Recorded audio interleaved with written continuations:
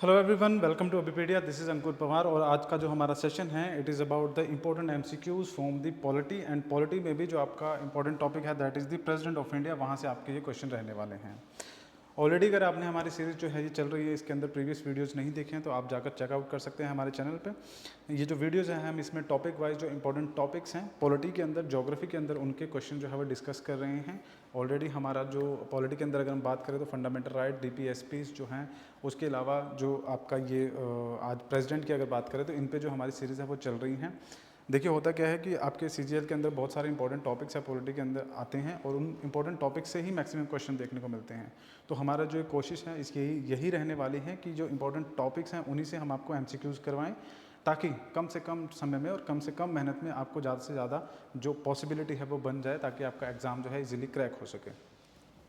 तो आगे अगर बात करते हैं जो हमारी सीरीज़ है इसके अंदर हम कुछ आपको यूट्यूब पे आपको ये चैनल जो क्वेश्चंस होंगे अवेलेबल होंगे। इसके अलावा आप हमारा व्हाट्सएप चैनल जो है वो ज्वाइन कर सकते हैं, जिसका लिंक आपको डिस्क्रिप्शन में मिलेगा। अगर आप ये पूरा कंप्लीट कोर्स जो है उसको ज्वाइन करना चाहते हैं तो ये कंप्लीट कोर्स आपको 4,999 में अवेलेबल होगा, जिसके अंदर आपको वीडियो लेक्चर्स मिल जाएंगे, आपकी पीडीएफ्स अवेलेबल होगी, टेस्ट सीरीज होगी और करंट अफेयर्स होंगे। ये कंप्लीट जो आपको 4,999 में आपको देखने को मिलेगा। इसका लिंक भी आपको डिस्क्रिप्शन में अवेलेबल है, आप वहाँ पर चेकआउट कर सकते हैं या फिर आप हमारी वेबसाइट में भी जो है चेकआउट कर सकते हैं। तो देखिए बात करते हैं हम अपने पहले सबसे इम्पोर्टेंट क्वेश्चन के बारे में, जो कि है which among the following veto powers is not granted to the president of India. यहाँ पे प्रेसिडेंट ऑफ इंडिया होगा, ठीक है, हम इंडिया के प्रेसिडेंट के बारे में बात कर रहे हैं। सबसे पहले समझने की कोशिश कीजिए कि हमारा जो कॉन्स्टिट्यूशन है वो मेंशन करता है कि there will be a president of India, ठीक है। एक भारत के अंदर एक प्रेसिडेंट होगा, राष्ट्रपति होगा, जो कि सबसे इंपॉर्टेंट फिगर जो है हमें देखने को मिलती हैं, ठीक है।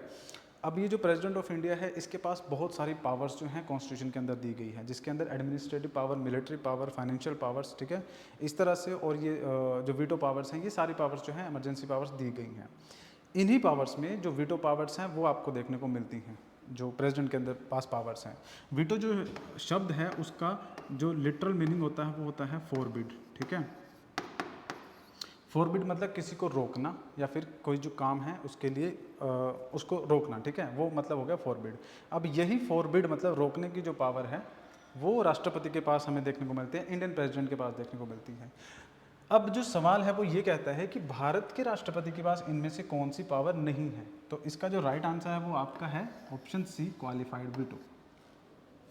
हम क्या करेंगे, धीरे धीरे करके सारी चीज़ें समझेंगे। अब इस क्वेश्चन का आंसर तो आपको पता लग गया कि क्या है। इसके अलावा यहाँ से जो 2-4 क्वेश्चन और बनते हैं हम उसको भी स्टडी करेंगे। वो क्या कि देखिए सबसे पहले अगर बात करें एब्सोल्यूट वीटो की, तो एब्सोल्यूट वीटो क्या है। एब्सोल्यूट वीटो का मतलब ये है कि जो राष्ट्रपति है उसके पास एब्सोल्यूट पावर है कि वो कोई भी जो बिल है उसको मना कर सकता है, साइन नहीं करेगा। नॉर्मल जनरली प्रोसीजर क्या है, कई तरह के बिल्स होते हैं, जिसमें मनी बिल हो गया, फाइनेंशियल बिल हो गया, ऑर्डिनरी बिल हो गया, या फिर कॉन्स्टिट्यूशनल अमेंडमेंट बिल हो गया, कई तरह के बिल्स हैं, ठीक है। इन बिल्स को जो पार्लियामेंट के जो हाउसेज हैं उनसे पास करवाना पड़ता है। अलग अलग कंडीशन है सबके लिए, हम बिल्स में नहीं जाएंगे अभी। बट इन बिल्स को पार्लियामेंट के अलग अलग जो हाउसेज हैं, लोकसभा, राज्यसभा, वहाँ से पास करवाना पड़ता है विद द डिफरेंट मेजोरिटीज़, ठीक है। मान लीजिए कोई भी बिल है उसमें लास्ट में मेन चीज़ यही है कि वो राष्ट्रपति के साइन जो है उस पर होंगे, तभी वो जो बिल है एक लॉ में कन्वर्ट होएगा, वरना उससे पहले वो बिल ही रहता है, ठीक है। तो राष्ट्रपति के जो साइन होंगे उसके लिए वो राष्ट्रपति के पास बिल आएगा। अब उस टाइम जब बिल राष्ट्रपति के पास आया तो उसके पास 3 पावर्स हैं। कौन सी? पहली absolute power, second veto power, third suspensive veto. Absolute veto that means कि राष्ट्रपति के पास बिल आया और डायरेक्टली राष्ट्रपति क्या है उस बिल को साइन करने से मना कर दे या फिर उस पर साइन ना करे, तो वो बिल जो है वो बिल खत्म हो जाएगा, वो लॉ नहीं बन पाएगा। That is the absolute power of Indian president, ठीक है। कोई बिल आया उसके पास वीटो पावर है, एब्सोल्यूट वीटो, कि वो मना कर दे, वो खत्म हो जाएगा। सेकंड जो है वो वीटो, पॉकेट वीटो है, ठीक है। Pocket veto in the sense कि इंडिया का जो राष्ट्रपति है उसके पास ये पावर है, ये राष्ट्रपति जो अमेरिका का है उसके पास भी पावर है पॉकेट वीटो। बट दोनों में डिफरेंस क्या है कि इंडिया का जो राष्ट्रपति है उसके पास अगर कोई बिल आता है तो वो उसको इनडेफिनाइट टाइम के लिए अपने पास होल्ड करके रख सकता है, ठीक है। होल्ड करके रख सकता है मतलब साइन नहीं करेंगे तो वो बिल नहीं बनेगा और वो बिल अपने पास ही रख लिया, ठीक है। अब इनडेफिनाइट टाइम के लिए क्यों कहते हैं, इसके लिए कई बार पॉलिटी में टर्म भी यूज़ करते हैं कि जो इंडियन राष्ट्रपति है, इंडियन प्रेसिडेंट है, उसकी जो पॉकेट है वो बहुत बड़ी है। दैट मीन्स इसका कहने का मतलब ये बनता है कि राष्ट्रपति जो अमेरिका का है उसके पास टाइम पीरियड है कि उतने टाइम पीरियड के अंदर उसे कुछ ना कुछ जवाब देना पड़ेगा। बट इंडियन प्रेसिडेंट के केस में ऐसा नहीं है, वहाँ पे कोई टाइम लिमिट नहीं है, कुछ मेंशन नहीं है कॉन्स्टिट्यूशन में, तो वो जितना लंबा चाहे उसको अपने पास होल्ड करके रख सकता है। That is your pocket veto.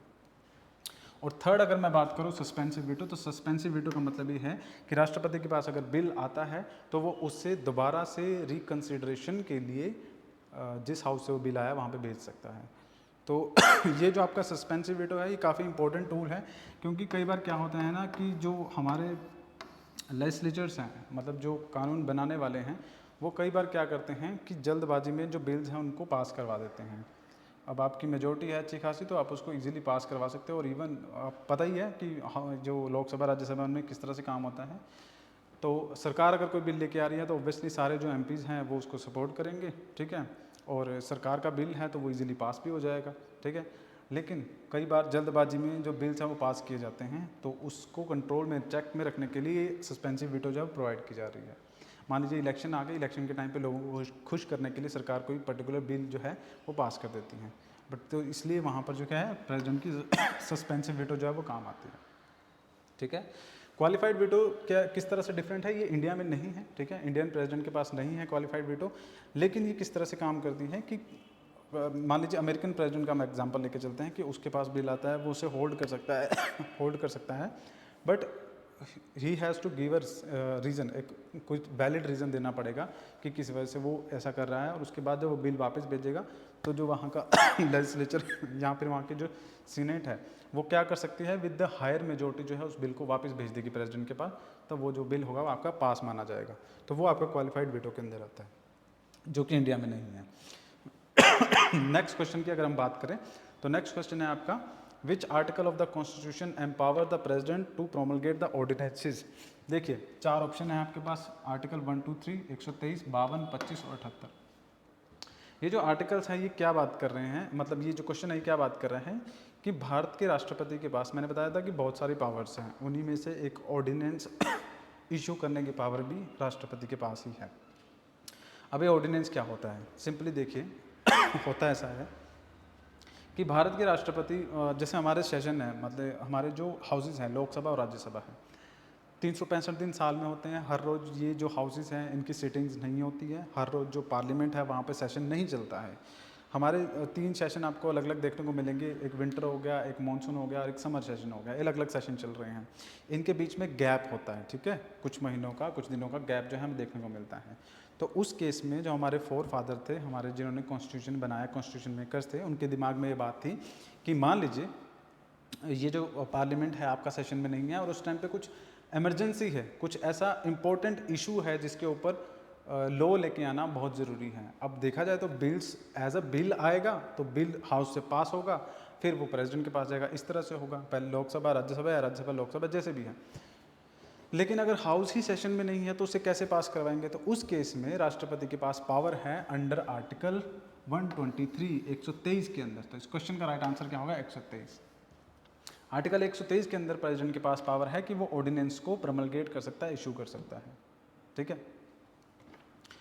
अब इसमें देखने वाली चीज़ क्या है कि ये जो ऑर्डिनेंस है वो एक बिल ही है, मतलब एक लॉ की तरह ही एप्लीकेबल होगा, ठीक है, बट ये टेम्परेरी है, ठीक है, क्योंकि जब ये ऑर्डिनेंस इशू कर दिया जाएगा राष्ट्रपति के द्वारा with the aid and advice from the ministers of the cabinet, ठीक है, या फिर प्रधानमंत्री, उनके द्वारा एडवाइस की जाएगी, फिर राष्ट्रपति इशू करेगा, और उसके बाद जब ये हो जाएगा उसके बाद इसको जैसे ही सेशन में आपके हाउसेस बैठेंगे उन दोनों हाउसेस से ये अप्रूव करवाना पड़ेगा, ठीक है। तो टेम्परेरी है, अगर हाउसेस जो है अप्रूव नहीं करते हैं तो वो ख़त्म हो जाएगा, ठीक है। तो ये पूरा परमानेंट नहीं है, बट यस जो इफ़ेक्ट है इसका वो एक नॉर्मल लॉ की जैसा ही है, जैसे एक नॉर्मल बिल या लॉ पास होके पार्लियामेंट से आता है उसी तरह से आपका जो ऑर्डिनेंस है वो भी काम करेगा। इसका एग्जाम्पल की अगर मैं बात करूँ तो 2020 के अंदर आपके जो 3 फार्म लॉ थे, 3 फार्म लॉ जिनके खिलाफ बहुत ज़्यादा प्रदर्शन भी हुआ था, वो भी एक ऑर्डिनेंस के थ्रू ही पास किए गए थे। तभी उसकी वजह से जब वो ordinance as a ordinance pass किए गए उसके बाद बहुत सारी जो बीजेपी की अलाइड पार्टीज़ थी या फिर एनडीए में जो पार्टीज़ थी वो इसके समर्थन में नहीं आई थी और बाद में सरकार को ये बिल वापस लेना पड़ा था, ठीक है। तो वो एज अ ऑर्डिनेंस ही इशू किया गया था राष्ट्रपति के द्वारा। बट ये ऑर्डिनेंस भी कोई ऐसा राष्ट्रपति का अपना नहीं है, इसे भी जो राष्ट्रपति इशू करेगा with the aid and advice from the prime minister या फिर कैबिनेट ऑफ मिनिस्टर जो है उनकी एडवाइस के जरिए ही इसे इशू किया जाता है। इफेक्ट सेम रहेगा बट ये है टेम्परेरी है, इसे अप्रूव करवाना पड़ता है बाद में, ठीक है। तो आप ये चीज़ याद रखेंगे कि ऑर्डिनेंस जो है वो 123 आर्टिकल के अंदर जो है वो इशू किया जाता है। उसके बाद बात करें who can appoint the commission to investigate into the conditions of SC, ST and OBCs। 4 option यहाँ पे आपको देखने को मिलते हैं, prime minister, defence minister, foreign minister, president. Right answer आपका प्रेसिडेंट है ऑब्वियसली, क्योंकि हम प्रेसिडेंट के ऊपर ही बात कर रहे हैं। तो देखिए ये है क्या एक्चुअली, हमारे देश में बहुत सारे SC, STs एंड OBCs जो है कैटेगरीज इस तरह से डिवाइड की गई है, schedule caste, schedule tribe and other backward classes. तो ये जो सारे हैं SC, ST एंड OBC, इनके ऊपर जो भी एक कमीशन बनाया जाता है एक्चुअली में, ऐसा होता है कि बहुत सारे जो प्रोग्राम्स हैं वो इम्प्लीमेंट किए जा रहे हैं, ठीक है। और वो जो प्रोग्राम्स हैं उसके बाद जो ये अलग अलग कैटेगरीज हैं इनकी कंडीशन किस तरह से है, या फिर क्या इम्प्रूवमेंट हो रही है, या फिर किसी कुछ भी अगर SC, ST या OBC से संबंधित इन्वेस्टिगेट करना हो, तो उस केस में जो कमीशन है वो उसको बिठाने का या अपॉइंट करने का जो पावर है वो किसके पास है, तो वो प्रेसिडेंट ऑफ इंडिया के पास है, ठीक है। अब इसमें होता क्या है कि राष्ट्रपति जिसको चाहे उसे इस कमीशन में अपॉइंट कर सकता है, जिसको वो फिट समझता है या फिर जो एलिजिबल है उसके लिए राष्ट्रपति को लगता है तो उसको अपॉइंट किया जा सकता है कमीशन, सारे मेंबर्स उसके। और वो डायरेक्टली जो रिपोर्ट भी है ना वो भी राष्ट्रपति को ही प्रोवाइड करते हैं, उसको ज़रूरी नहीं है कि वो कैबिनेट प्राइम मिनिस्टर के थ्रू होते हुए जानी चाहिए, वो डायरेक्टली राष्ट्रपति को ही रिपोर्ट जो है वो सबमिट करते हैं। सो इस केस में अगर बात करें तो यहाँ पर ये जो कमीशन है SC, ST एंड OBC के लिए, माइनॉरिटीज़ के लिए ये वाली, तो उस केस में जो राष्ट्रपति है उसके पास पावर है उस कमीशन को अपॉइंट करने के लिए। तो आपका जो D है वो आपका राइट आंसर रहने वाला है यहाँ पर। नेक्स्ट बात करें, what does remission mean in terms of the power granted to the president, कि राष्ट्रपति के पास पावर है, ठीक है, उन पावर्स में एक टर्म है जो यूज़ की जाती है रिमिशन, उसका क्या मतलब है, ठीक है। ऑप्शन ए है the basic punishment remains the same but the duration is shortened. B है आपका in presence of a special circumstances like physical disability the president can award a lesser sentence than one that was originally granted.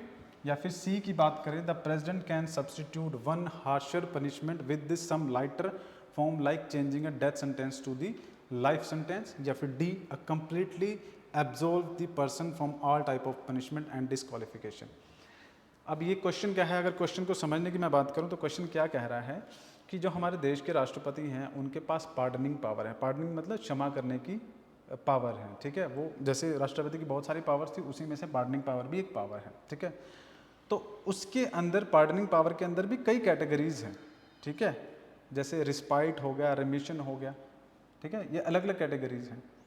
तो उसी में जो remission शब्द है, जो remission वाली पावर है, पार्डनिंग पावर के अंदर जो रिमिशन पावर है उसके बारे में बात की जा रही है कि ये जो रिमिशन टर्म यूज़ की जाती है राष्ट्रपति की पावर्स के अंदर, इसमें रिमिशन जो है वो पावर है राष्ट्रपति की, वो क्या रिप्रेजेंट करती है। क्या वो फर्स्ट रिप्रेजेंट करती है, सेकंड, थर्ड या फोर्थ, ABCD इनमें से क्या राइट आंसर होगा।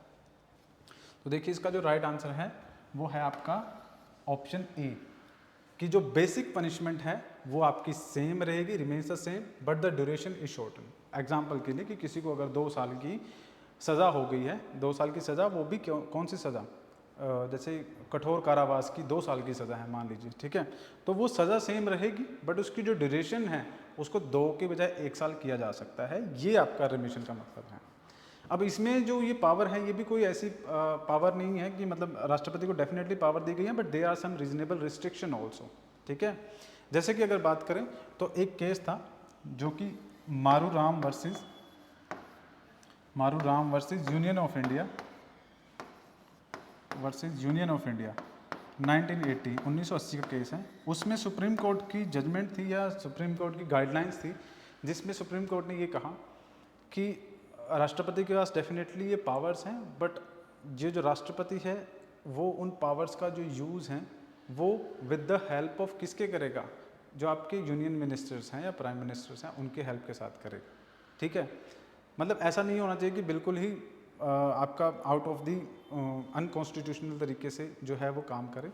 बट यस, राष्ट्रपति जो है वो आपका ये पावर जो है वो ग्रांट कर सकता है, इवन क्षमा भी कर सकता है, वो डिफरेंट पावर्स हैं। अब इसके अंदर एक और रीजनेबल रिस्ट्रिक्शन ये भी सुप्रीम कोर्ट की तरफ से है कि जो राष्ट्रपति है उसकी ये जो ये क्षमा करने की जो पावर है, इसके ऊपर जुडिशियल रिव्यू नहीं किया जा सकता। मतलब इसका मतलब ये है कि जो राष्ट्रपति है उसको अपना रीज़न देने की कोई ज़रूरत नहीं है। बट यस, राष्ट्रपति का जो डिसीजन है उसके ऊपर जुडिशियल रिव्यू भी किया जा सकता है, ठीक है। But they are the checks and the balances. तो यहाँ पे जो राइट आंसर है आप देख सकते हैं, बेसिक पनिशमेंट जो सेम रहेगी। रिमिशन का मतलब है कि पनिशमेंट सेम रहेगी, कठोर कारावास 2 साल का वो पनिशमेंट वैसे ही रहेगा उसका नेचर, बट यस जो टाइम है उसे कम किया जा सकता है, उसे 2 साल से 1 साल में कन्वर्ट किया जा सकता है। उसके बाद बात करें, who does not participate in the election of the vice president of India, ठीक है। तो जिस तरह से हमारे देश के अंदर एक राष्ट्रपति है, उसी तरह से हमारे यहाँ पर एक वाइस प्रेसिडेंट भी होगा, ऐसा कॉन्स्टिट्यूशन में मेंशन है। तो यहाँ पे सवाल ये पूछा जा रहा है कि कौन पार्टिसिपेट नहीं करेगा election of the vice president of India. 4 option आपको यहाँ पे देखने को मिल रहे हैं: elected member of the Lok Sabha, nominated member of the Rajya Sabha, elected members of the Rajya Sabha, और उसके बाद elected members of the state legislative assembly. तो देखिए, इसका जो राइट आंसर रहने वाला है वो आपका ऑप्शन डी रहेगा, elected members of the state legislative assemblies. ये पार्टिसिपेट नहीं करते हैं election of the vice president के। यस, प्रेसिडेंट के इलेक्शन में पार्टिसिपेट करते हैं, बट वाइस प्रेसिडेंट में नहीं करते हैं। और जो ये वाइस प्रेसिडेंट होता है, ये एक्स ऑफिशियो चेयरमैन होता है राज्यसभा का, ठीक है। तो एक चीज़ आप ध्यान रखेंगे, पहली चीज़ तो आपने ये ध्यान रखें कि यहाँ पे स्टेट लेजिस्लेटिव असेंबली के मेंबर्स नहीं पार्टिसिपेट करेंगे। सेकंड चीज़ आप यहाँ पे ध्यान रखेंगे कि यहाँ पर जो नॉमिनेटेड मेंबर्स हैं ना राज्यसभा के, वो भी पार्टिसिपेट कर रहे हैं। तो elected members of the Lok Sabha, elected members of the Rajya Sabha and the nominated members also जो है इसके अंदर पार्टिसिपेट कर रहे हैं राज्यसभा से। तो ये 2-4 चीज़ें हैं, आप ध्यान में रखेंगे तो यहाँ से ये क्वेश्चन डेफिनेटली बनता है, इंपॉर्टेंट क्वेश्चन है, ठीक है। नेक्स्ट अगर बात करें, a person wanting to contest the election to the post of vice president must be, कि अगर कोई आदमी वाइस प्रेसिडेंट की पोस्ट के लिए कंटेस्ट कर रहा है तो उसकी क्या क्वालिफिकेशन होनी चाहिए? Qualified for the election as the member of the Rajya Sabha, पहला, qualified for the election as a member of the Lok Sabha, या फिर C, qualified for the election as a member of the state legislative assemblies, या फिर D, none of the above. ये 4 option आपको यहाँ पर देखने को मिलते हैं। इसमें जो राइट आंसर है वो क्या होगा? इसका राइट आंसर होगा आपका ऑप्शन ए, कि ही और she should be qualified for the election of the member of the Rajya Sabha. जैसा कि मैंने आपको प्रीवियस क्वेश्चन में बताया कि जो वाइस प्रेसिडेंट होता है वो आपका ऑल्सो एक एक्स ऑफिशियो चेयरमैन भी होता है राज्यसभा का, ठीक है। तो आपने देखा होगा हमारे आज के टाइम पे जगदीप धनखड़ जी जो है वो वाइस प्रेसिडेंट और साथ में राज्यसभा के चेयरमैन भी हैं, ठीक है। तो वो जो पर्सन होगा एज अ वाइस प्रेसिडेंट जो इलेक्ट होने के लिए एलिजिबल क्राइटेरिया है, उसमें एक आपको ये देखने को मिलेगा कि वो जो है क्वालिफाइड होना चाहिए election as the member of the Rajya Sabha, क्योंकि उसे राज्यसभा में ही बैठना है, ठीक है। तो ये सिंपल सा लॉजिक है। तो वो इलेक्शन जो है राज्यसभा के इलेक्शन के लिए क्वालिफाइड होना चाहिए, अगर वो है तो उस तरह से वो वाइस प्रेसिडेंट के इलेक्शन के लिए भी एलिजिबल हो जाता है। तो ये एक बेसिक सा क्राइटेरिया है जो हमें फॉलो करना पड़ता है, ओके। इसके अलावा ये आपके कुछ इंपॉर्टेंट क्वेश्चंस थे जो प्रेसिडेंट वाले टॉपिक में आपको देखने को मिलते हैं। हमारा जो मेन मकसद है वो आप ध्यान रखिएगा कि जैसे मैं आपको स्टार्टिंग में बताया था कि हमारे पास बहुत सारे इंपॉर्टेंट टॉपिक्स हैं पॉलिटी के अंदर, ठीक है। बट वो सारे टॉपिक जो हैं आपको पढ़ने की ज़रूरत नहीं है, ठीक है। अब अगर आप उन टॉपिक को सभी को पढ़ेंगे तो आपका जो टाइम है सिर्फ वही वेस्ट होगा। आप उन टॉपिक से जो क्वेश्चन आते हैं उनको अटैम्प्ट नहीं कर पाएंगे, क्योंकि सब्जेक्ट बहुत बड़ा है। अब आपको नहीं पता कहाँ से क्या क्वेश्चन आ जाएगा। तो हमारी जो सीरीज़ रहती है उसके अंदर हम यही कोशिश करते हैं कि जो सब्जेक्ट, अगर ज्योग्राफी है तो वहाँ से, पॉलिटी है तो वहाँ से इंपॉर्टेंट क्वेश्चन लेंगे और टॉपिक्स लेंगे और वहाँ से क्वेश्चन जो आपको बनाएंगे। इसके अलावा अगर आप हमारा जो कोर्स है उसको ज्वाइन करना चाहते हैं तो आप हमारी वेबसाइट में विजिट कर सकते हैं, जहाँ पर आपकी abipedia.abhimanyu.com के नाम से आपको ये वेबसाइट मिल जाएगी। यहाँ पे एग्ज़ाम सेक्शन में आपको बहुत सारे एग्ज़ाम्स जो हैं वो मिल जाएंगे। यहीं पर आपका जो एसएससी का एग्ज़ाम की अगर आप तैयारी कर रहे हैं तो CHSL है, CGL एग्ज़ाम है, आप उस पर क्लिक करेंगे तो जो आपका कोर्स है वो आपका ओपन हो जाएगा, ठीक है। इस कोर्स में आप पूरा सब्सक्रिप्शन भी बाय कर सकते हैं जो मैंने आपको स्टार्टिंग में बताया, या इसके अलावा आप वीडियो कोर्सेज भी बाय कर सकते हैं, या फिर जो स्मॉल कोर्सेज हैं, छोटे कोर्सेज, आप उनको बाय कर सकते हैं। मान लीजिए आप CGA की तैयारी कर रहे हैं और आपका हिस्ट्री, ज्योग्राफी, इनमें से कोई चीज़ जो है आपकी वीक है, ठीक है, तो आप हिस्ट्री के टॉपिक्स जो हैं या फिर हिस्ट्री का कोर्स बाय कर सकते हैं, जो कि सिर्फ 180 के अंदर आपका अवेलेबल होगा। इसमें कंप्लीट कोर्स जो होगा हिस्ट्री से रिलेटेड होगा। अगर आपका हिस्ट्री वीक है तो आप इसे बाय कर सकते हैं यहाँ पे। तो ये जो एक इनिशिएटिव है काफ़ी इंपॉर्टेंट रहने वाला है आपके एग्ज़ाम पॉइंट ऑफ व्यू से, तो आप इसे भी जो है परचेज़ कर सकते हैं। अगर किसी और तरह की कोई कन्फ्यूजन है तो आप कमेंट सेक्शन में डेफिनेटली पूछ सकते हैं। चैनल पे नए हैं तो चैनल को सब्सक्राइब कीजिएगा, और अगली बार मिलते हैं इसी तरह से नए क्वेश्चंस के साथ। तब तक के लिए धन्यवाद।